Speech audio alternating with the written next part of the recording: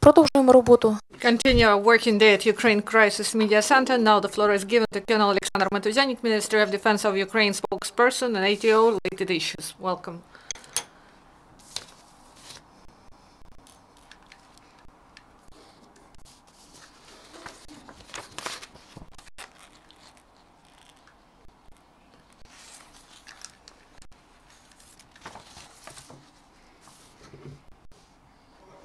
Good afternoon, dear colleagues. Now, information about the main events that happened yesterday in the anti-terror zone. So today's briefing, we start with good news. During the last 24 hours, in the result of military actions, no Ukrainian serviceman was killed or wounded. The Lugansk sector, there were no military actions. The ceasefire was adhered ideally. The Donetsk sector, traditionally the situation was tense near Avdiivka. There the occupants violated ceasefire during the day and at night. Also, lone shelling delivered by the enemy happened in neighboring Shakhta-Butovka position.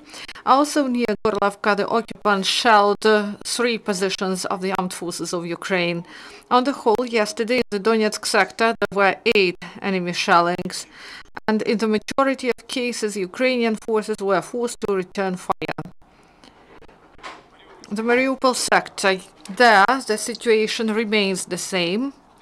The enemy delivered a number of shellings in Troitska and in Pavlo-Pilsherokina part of front line.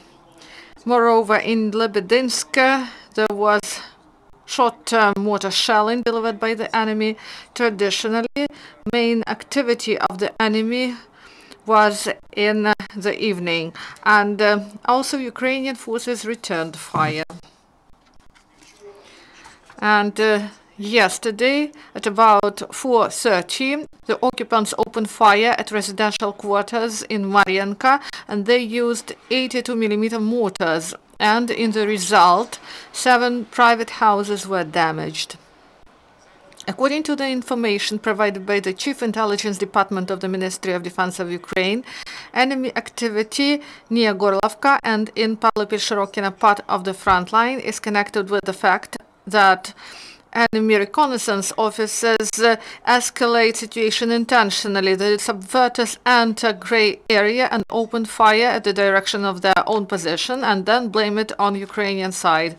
Moreover, there are some episodes when occupants intentionally ignite grass and bushes, and in this way they try to force our forces to retreat. And armored provocations are favorable instruments of Kremlin proxies. In the Donetchina, SBU revealed a network of informants of the enemy. The resident of Volnovakha region in 2014 joined the militant group, and during 2016-2017 he recruited several residents of his region that stayed in the territory that is under control of Ukrainian power. These informants collected information about movement and deployment of Ukrainian equipment and detachments of ATO forces at the line of contact, and then by phone they provided this information to the militants. The officers detained 2 participants of the network at their place of residence. And at the same time in Volnovakha, a man found a pack with a grenade and cartridges and informed police immediately. And after the man called, an operative and investigative group came to the place, and F1 grenade was deactivated and together with cartridges sent to the examination. And 2 artillery armored boats of the Marine Forces of Ukraine came to Odessa, and after testing they will be included in the battle fleet. And also they complete technical design of missile boat, and then a construction phase will be launched. And participants of Ukrainian national team in Invictus Games got awards. 29-year-old serviceman of Armed Forces of Ukraine Oleg Zimnikov won gold in 1,500-meter race, and police officer Oleksandr got silver in 400-meter race. We greet our heroes. This is all for now. Do you have questions? If there are no, thank you.